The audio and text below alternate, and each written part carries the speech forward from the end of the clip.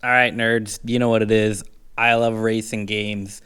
I've played a lot of them, and I'm going to tell you what I think about a bunch of them, about all of these series in general, very quick thoughts. But first, it's important you understand how I play these games because I don't play any of them with a controller. And the type of rig that you have has a very drastic impact on your experience with the game. So let me show you my rig so you can understand where I'm coming from and maybe if this is even applicable to it all. If you want to, dip your toe into sim racing but don't want to spend a lot of money, someone like me. So here's my rig, and then we'll talk about the games. Okay, so you can understand more about what I'm working with. Here's a real quick overview of my cheapo rig. I say cheapo just because when you start going down this rabbit hole, you can spend a lot of money, and that's not something I wanted to do. So, anyways, starting off here is my chassis. This is the FGT Lite by Next Level Racing. I think it's great. It can do both the GT, F1, or you can do something that I've got here, which is sort of a halfway in between. It's more of a lounge GT position. This racing stance doesn't really exist anywhere. I just do this because it's comfortable, because immersion's cool, but also I think comfort is even more important for what I'm doing. Hence, I've got these extra little pillows and some extra cushion on that bar there. And yeah, with that, I can go all day and be super happy. This wheel is the Thrustmaster T150 Pro. Pro just meaning that the pedals are not the super sucky ones. They're not the load cell pedals either, though, but they're sufficient for either sequential shifting, H pattern, or I actually use this mostly as an e-brake, is the TH8A Thrustmaster. Thrustmaster ecosystem is pretty rough, I'll be honest. The only shifter they've got is the only handbrake they've got is the Sparkle Mod TSS, which is like $350 for a goddamn handbrake. So, yeah. But I've also got the extra parts here to turn it into an H pattern if I want. A little fan there to blow some wind on my face. And then there's the surround sound system that goes from optical out on the 4K TV. And you can see the subwoofer is actually butted up against the side of a leg for a little cheapo butt kicker. You might notice on the screen that looks like Forza Horizon, and you'd be like, wait, but that's an Xbox game on a PlayStation wheel. How does that work? Well, it works with the drive hub, which is this little guy down here, and this is why I can't really do much about cable management, because I'm always switching between two consoles over here. So my Xbox is on.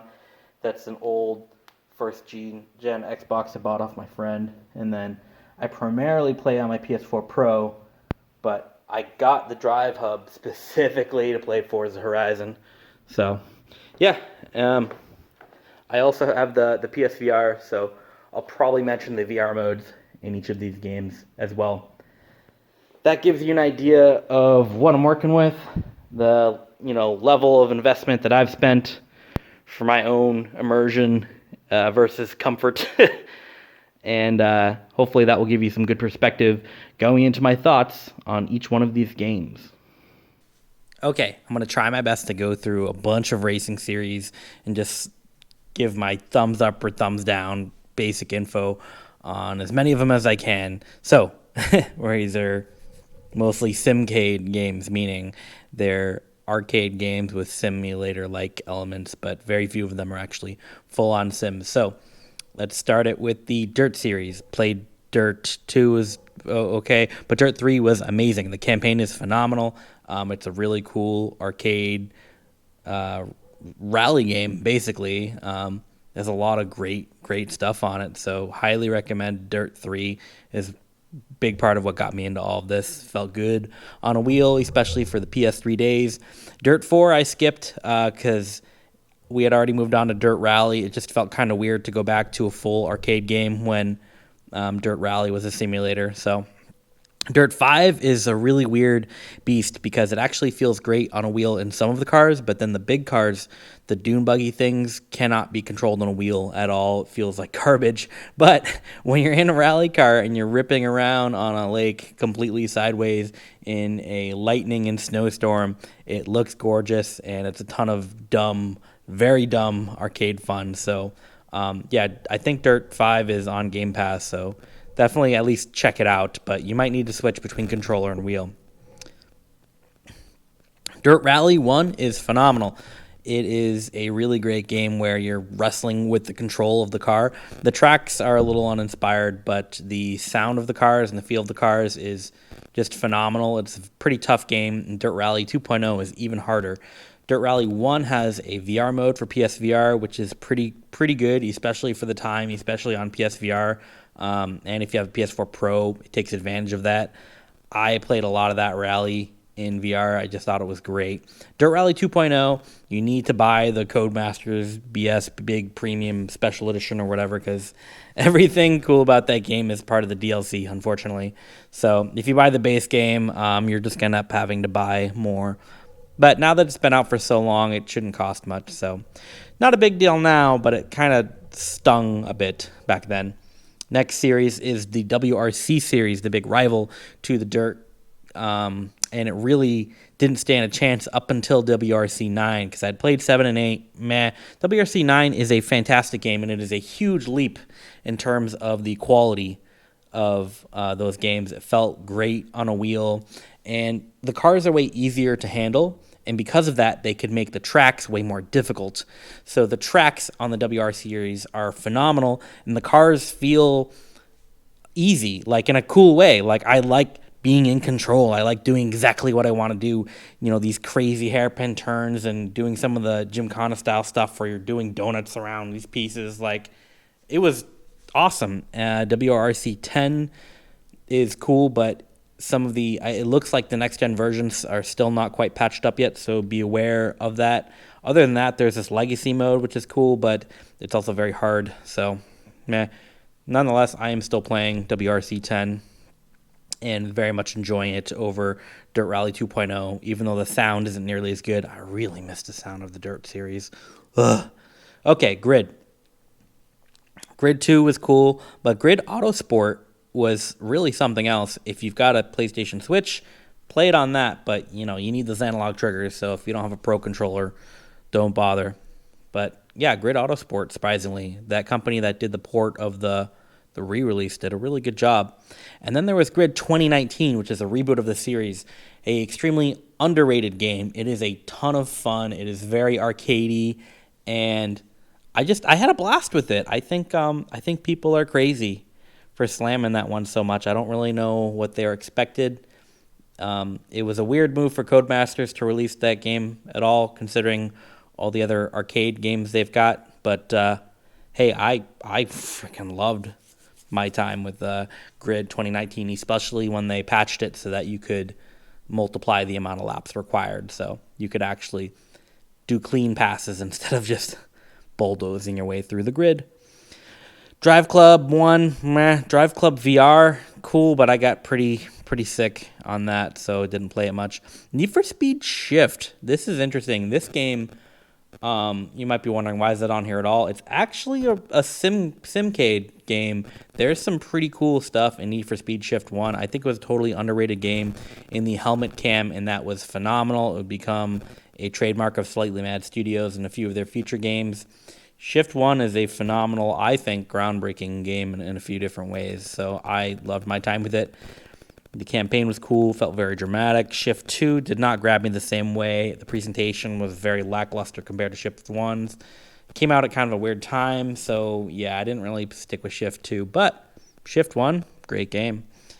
Next on the list is The Crew. The Crew 1, but The Crew 2, I think I'm just weird, but I had a lot of fun with The Crew 2. If you play it the way it's intended, meaning as a car PG, take one car and just keep upgrading and upgrading it. I bought the same car that I have in real life, a Mini Cooper Countryman S, and I just upgraded it a ton in the game until it was like a legendary car or whatever. I went online and downloaded some skins. I got a sick anime skin on the side of my car, and I don't know, I had a lot of fun. It's a really dumb, cool arcade racer. The track racing is surprisingly awesome in that game.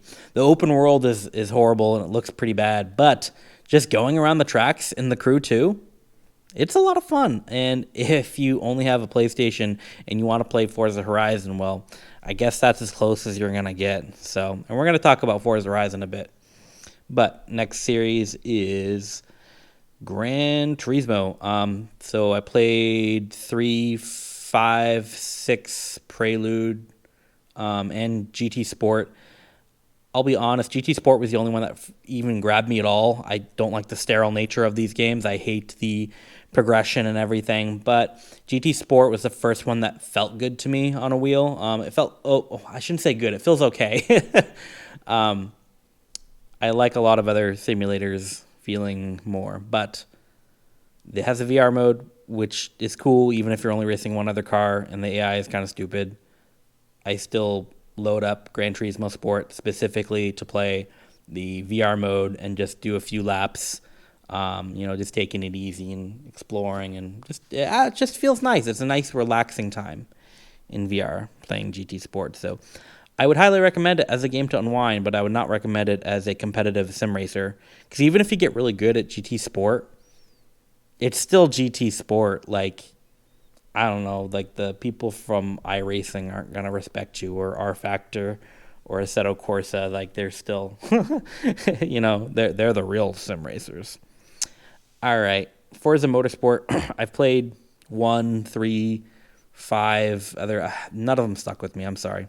I don't know what it is. I didn't like the feel of any Forza Motorsport game, but Forza Horizon, once Forza Horizon 4 came out, because I played 1, 3, 4. 4 was pretty good on a wheel, and now I'm playing 5, and 5 is gorgeous. 5 is a damn good-looking game. I stopped playing 4 because I got sick of the open world, how that looked, and I didn't want to buy all the DLC and the Lego Island or whatever. I didn't want to pay for that. But both Forza 4 and 5 feel good on a wheel, but Forza, it's so weird. It's like it's two different games. You're either drifting or you're not drifting, and there aren't enough physics to put weight on your front tires.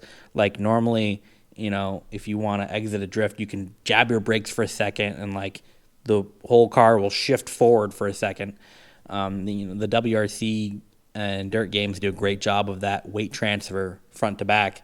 I feel like Forza Horizon doesn't have that. It only has weight transfer left to right, and it's so obsessed with counter steering and drifting that it's really not enjoyable if you're doing any car that's not four-wheel drive. And even in some of the four-wheel drive cars, it starts randomly drifting sometimes. I'm just like, what is this? This is not car. I can understand spinning out of control, but this is something else. Forza Horizon control is still a little, but I got to give it to them. That world in Forza Horizon 5 looks good. All right. Let's see. Project Car. Wow, I've already covered so much.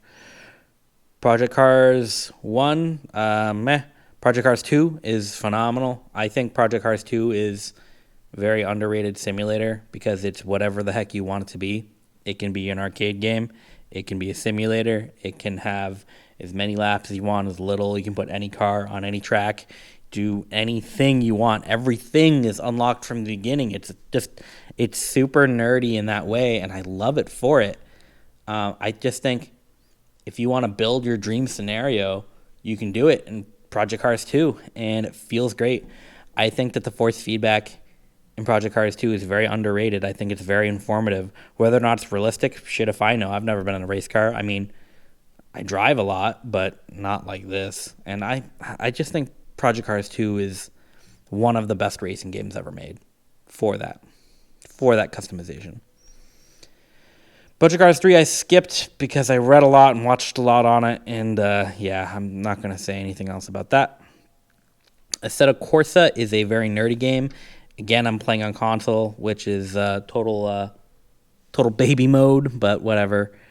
Even on console, it's pretty cool. It's good. It's cool from like a nerdy point of view, just like trying out all these weird exotic cars like the BAC Mono and like stuff you wouldn't otherwise think of.